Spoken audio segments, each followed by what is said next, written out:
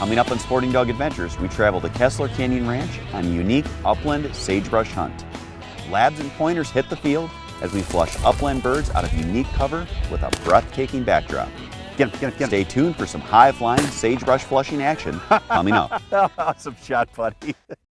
Sporting Dog Adventures, run, boy, run. Everything you need is here under the sun. Everything you need is here under the sun. Welcome to the Sporting Dog Adventures channel. Please like our video and subscribe so you catch our 3 new videos weekly. We arrived at Kessler Canyon Ranch, and on the first morning I knew this was going to be fun. We were directed over to an urban assault vehicle to load up our equipment and dogs. We were going to be hunting at about 6,000 feet in the canyon bottom, surrounded by 10,000 foot peaks.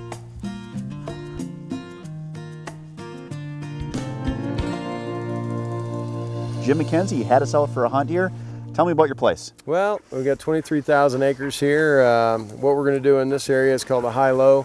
We'll be hunting some bobwhite quail. There's probably going to be some gambles out here, pheasant and chukars.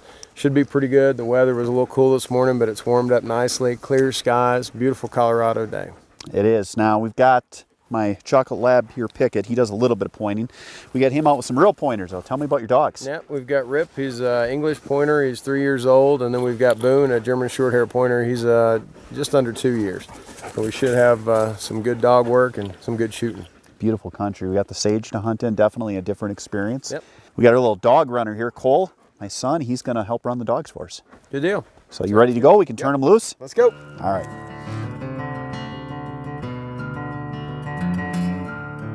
For the first part of the hunt, we focused on pheasants. The sagebrush was high, and this led to some challenging shots.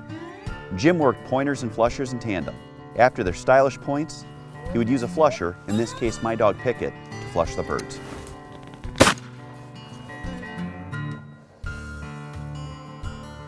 Pickett. Call him in. That was a beautiful bird too. Get the bird from him. Pickett. All right, here, drop. A fun part of a hunt for me is taking new people out and teaching them how dogs run and how you can read them in the field. As we hunted this easier terrain, it gave me some time to talk to my son Cole about the difference between a pointer and a flusher and how they run in the field. Now Cole, when you're running a retriever with pointers, you gotta watch him because he's gonna naturally wanna go and run big with those pointers. Because he flushes more than he points, we gotta make sure that he stays in. So you really gotta watch him.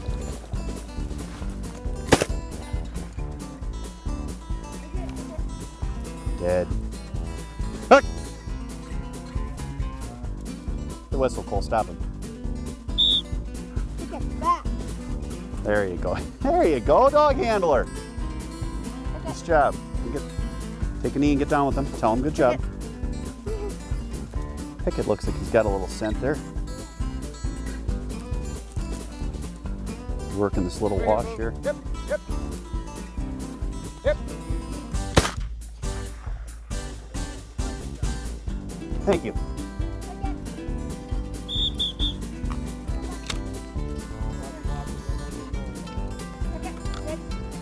You know what, as a dad, you got a kid in a hunting family, to see the tail feathers sticking out here, always means you're having a good day.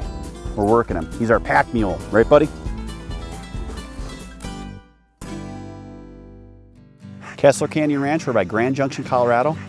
It's great hunting, definitely a different experience. You get the beautiful mountains, we get to hunt some high sage. So far we've got a couple pheasants down. Hope you guys enjoyed the show. Stay tuned for more after this.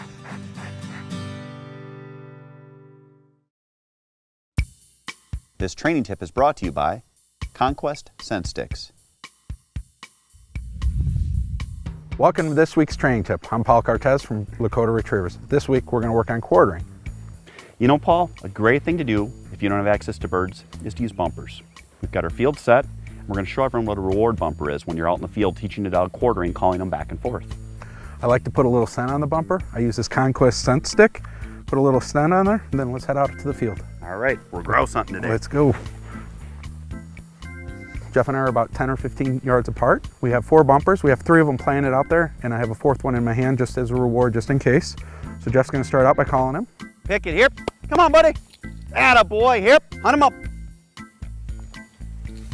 You always put these bumpers so you know where they are, because then you can kind of get your dogs that are in the best position to succeed by hunting them into it. Got our next one right in this area. You can see him get the scent. Turn around. There we go. Atta boy. Come here, buddy. Good dog. You want to keep the distance between Jeff and I at about 10, 15 yards, so he starts learning to quarter at this pace, at this distance. We don't want to be any farther than that because then you're out of gun range. Another thing that you can do reward bumpers, which is when the dog gets over to the side where you want him to quarter, you throw him a bumper. And that encourages them to run from side to side. Here, come here, buddy. The biggest thing to remember is keep it at a slow pace and make it fun for the dog. Here. That's this week's training tip. Now back to the hunt. Atta boy, good dog. Hey, welcome back to the show. We're finishing up this part of the valley. We've got some nice pheasants. Cole's to be in our bird porter here. Our dogs are working out in the background here. I'm waiting for them to go on point for us. Hope you guys are enjoying it. We'll get back to the hunt. After finishing up in the region of the ranch Jim called the high-low area, we decided to hunt along the creek bed. Jim now brought out his Black Lab whiskey. I'm ready.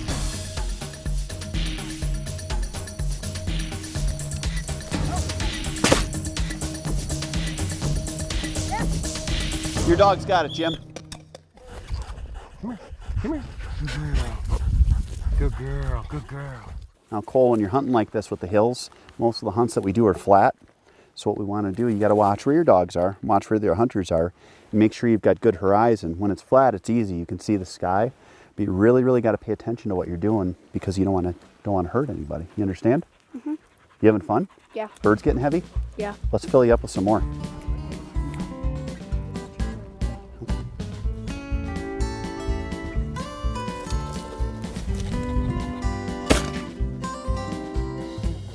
That was awesome.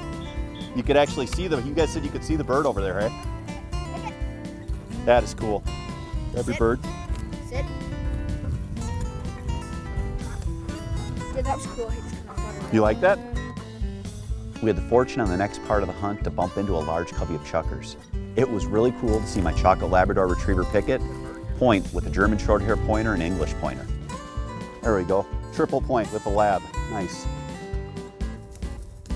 They must be pinned in there.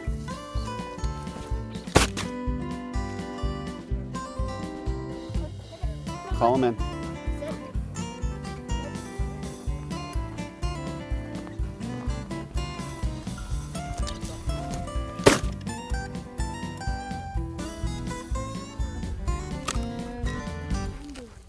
Everyone that hunts with me knows that I like to mess around and have fun in the field, and sometimes even my own kids forget.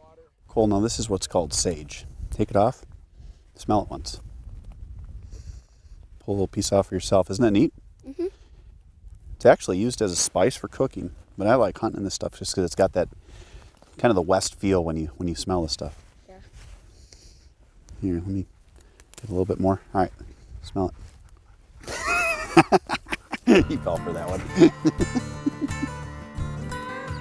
Right there. Triple point. Look at that, Cole.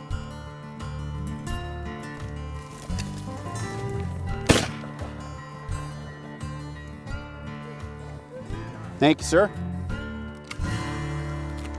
And with that shot, Jim and I both hit our limit of 4 roosters apiece. This was a unique experience hunting with the mountains surrounding us and being able to share this with my junior dog handler. The dogs performed flawlessly and really stole the show. Coming up on Sporting Dog Adventures, more high-flying, sagebrush, rooster flushing action. Good shot. And now it's time for Ladies Corner. Hi, welcome to Ladies Corner. This week I'm going to learn a new recipe with Chef Lenny. Excellent. Today we're going to make some beautiful chukar and pheasant green chili casserole. Okay. And what we're going to do is we're going to layer this with tortillas, green chilies, cheddar cheese, and eggs. Okay. And we're going to season it with some Lowry seasoning salt and some cumin. First thing we want to do is put a layer of corn tortillas on the bottom of that thing. We got it greased down with a little bit of butter, so throw some tortillas on there. And then next thing you want to do is go in with some cheese. A good amount, don't be shy. And then we want to lay in some nice roasted green chilies.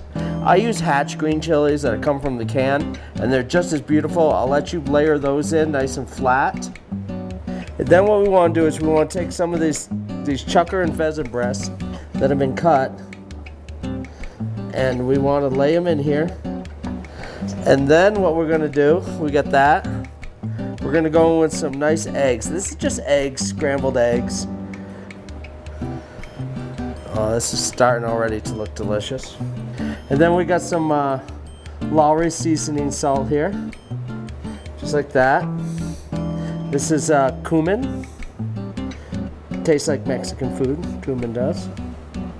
Put that in there, go another layer. And this you just want to build, just like that. All right. So let's throw that in the oven. We're gonna go, we got the oven set right now at 350. We're gonna keep it in there for 40 minutes, 35 to 40 minutes, until a knife inserted comes out nice and clean. And you'll see it'll puff up nice and big and juicy. Chukar pheasant casserole with cheese and green chilies. Welcome back to Sporting Dog Adventures. Jim, we've got a couple of newer shooters here. We got my 12-year-old son Clayton, and we've got Kate Stoppenbach. We're going to get them out in the field. Sure. If you want to explain it to them. Sure. So what we're going to be doing is we're going to be shooting the over-unders today. To open it up, just push the lever to the right. Watch out, these look like they've got the automatic ejector, so it'll pop back. Make sure that the safety's back as you're walking along. The gun can be carried like this, or like this, or if you've got it closed up, you can carry it up on your hip. When the dogs go on point, we'll tell you to come in, and I'll actually say, okay guys, safety's off, be ready, and then we'll send the flushing lab in to get them up. You want to make sure that you keep your shots fairly high, so don't break the plane of shooting down. Other than that, we'll just have fun, and communication's a big key, and safety. We've all got our orange on, and we'll just have a good time. Kate, we're going on our first pheasant hunt. Are you excited? Yes. You've never shot a bird before. No. But you went out clay pigeon shooting. Mm-hmm. This is just a little bit bigger than a clay pigeon. They're a little faster. No, not really. I think they are. You'll do fine. We're ready to go. You ready? Yes. Okay. Day 2 of our hunt started us out with a couple of newer hunters. We had my son Clayton, who was 12, and Kate Stoppenbach, who had never hit the field before. She had done a lot of shooting, but had never went on an upland hunt. This was going to be a fun experience. We started out hunting along an irrigation ditch, and my son Clayton started things off with a bang. Get him, get him, get him.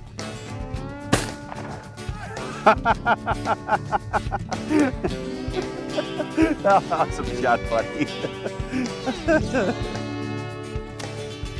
What do you think of that?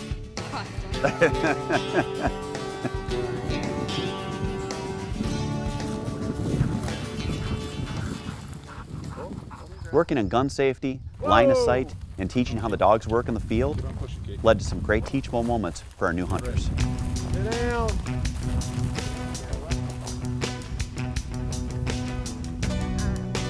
Here, here, here.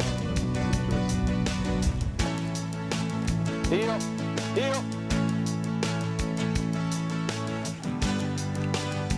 Whoop. Whiskey. Whoa. Too low. Hip, hip. Whiskey, no bird. No bird. Here. Smart pheasant. Smart pheasant. Kate and Clayton continued their in-the-field learning. It was really nice having a patient guide like Jim to help both of them in the field. No, no. Come here. Whoa. Whoa. You shoot it. Here, here. There, you had 2 shots that time. He was close on the second one. You were close on the close. first one. You were just a Here. little bit behind it, Kate. That doesn't surprise me. Coming up on Sporting Dog Adventures, our new hunters heat up as they start raining roosters from the Colorado sky. We like you, so like us on Facebook and then follow us on Twitter. You'll have a chance to win some great prizes from our sponsors. You can even get a chance to win a puppy from Soggy Acres Retrievers. Right, buddy? This product review is brought to you by The Outdoor Hub. When I'm out in the field, staying organized is pretty tough. You add in my kids and the dogs, usually I have shotgun shells all over the place. It's not uncommon for me just to take the shells, dump them right into my pocket, and then the box gets destroyed. This is a Mr. Lid shotgun shell holder. Pretty simple device. It's great because you can take your shells and you can put them right into the box, close it up, and it'll keep you organized. This way, if I'm upland hunting, I can stick this right in my pocket, but the best part is for waterfowl hunting, it keeps my shell case safe, dry, and together. The Mr. Lid is durable and rugged. It's made of impact-resistant, BPA-free polypropylene. The Mr. Lid has a great latch on it. One thumb, pop it open. One thumb, close it. It's now weather-resistant. It's also got a living hinge, which means that it's all one piece. This hinge feels like it would break, but they actually cycled this thousands of times to ensure that it would hold up. And the best part about the Mr. Lid, it's covered by a lifetime warranty.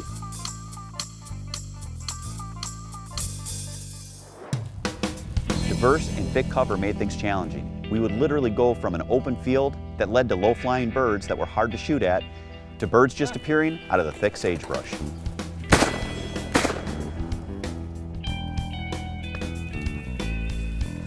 Good job, buddy. Good job. Took you 2 shots. Way to be, man. Good shot. We just got to go find that one. If you would have killed it right away, it would have been easier. That's a wild bird. What's Very the cool. difference between released and Well, wild? you can tell a lot of times spurs won't be as big, and they put a hood on them, so you can see where it goes into the nostril. It'll be really elongated. But this one is not. God's own. You want to carry this one too? Sure. Turn around here and I'll stack you up. This is some thick sage, isn't it, buddy? Yeah. Now, I had your brother smell some before. Do you want to smell some? No, not. Actually, I'll hold it. Right there, Scott.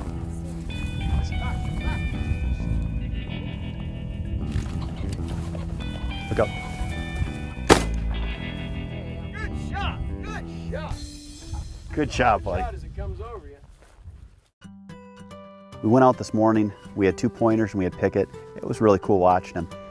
He actually backed with these pointers. He did a great job. He even would see the pointers on point and start creeping in because he knew that's what he had to do. Just fun watching. He's never been trained for it. He did a wonderful job on that. The dogs worked great. It was a lot of fun just watching the dogs, watching new hunters in the field, and just enjoying the day. The conditions out here are just, I mean, it's picturesque. You're in a canyon. There's huge sagebrush, cliffs. It is just beautiful. There's deer everywhere. What a great backdrop for the hunt. There's different places that you can hunt where you can hunt up higher, you can hunt down in the valley. It's just a really cool experience. It's unique in that I've hunted sage, but it was very short. The sage out here is a lot taller, and it is nothing cooler than having the Old West look and having a big rooster pheasant come piling out for you. Kessler Canyon Ranch, they have elk hunts, deer hunts, and upland hunts. They also have fishing and really a great destination to bring your family, corporate outing, or your friends and watch your dogs run in the field. If you want a picturesque hunt in a great part of our country, try Kessler Canyon Ranch. Be sure to tune in later this season as we hunt quail and chukar from the mountains surrounding Kessler Canyon. Next week on Sporting Dog Adventures, the dog and crew travel to Huron, South Dakota for an early season Canadian goose hunt. Here. Be sure to tune in for our high-flying, big honker adventures next week.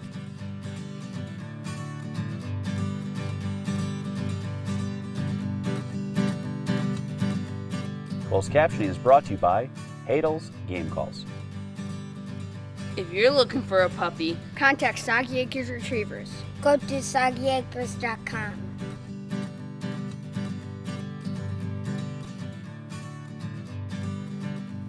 You found a rock. Nice work. I just use this conquest stick. Oh, now I'm screwing up. And then we can show everyone it's catching. Everything you need is here under the sun.